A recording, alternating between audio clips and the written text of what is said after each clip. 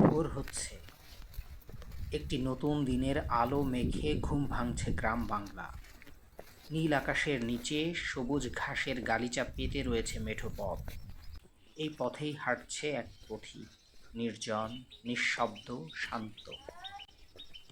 পায়ের নিচে খসখসে মাটি, চারপাশে শ্যামল শান্তি। ঘাসের ডগায় শিশির, তার ওপর রোদের আলোর নাচন। পাখিরা ডেকে উঠছে, প্রকৃতির যেন এক নিজস্ব ঘড়ি নিজের সুরে বাজে। এতক্ষণে ডান পাশে পাটক্ষেত, লম্বা লম্বা গাছগুলো মাথা উঁচু করে দাঁড়িয়ে, পালক ছাদের পাতাগুলো নুয়ে আসে বাতাসে। মনে হয় পাট শুধু ফাইবার নয়, গ্রামের আত্মা ধরে রাখা এক সবুজ স্মৃতি।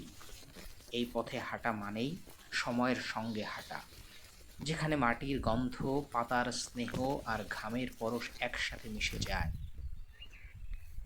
এগিয়ে আসতেই বাঁ পাশে ঢেঁড়স ক্ষেত, মোটা পাতায় রুক্ষ স্পর্শ, তবুও প্রতিটি গাছে ঝুলে আছে কৃষকের যত্ন। কচি ঢেঁড়সগুলো যেন সবুজের স্বপ্ন, রোজকার রান্না আর জীবনের টানাপোড়েনের এক অবিচ্ছেদ্য অংশ।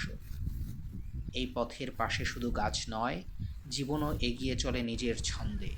খোলা মাঠে গরু চড়ছে, ছাগল খেলছে ঘাসে, মাটির গন্ধ মিশে আছে জীবনের আসল রূপ।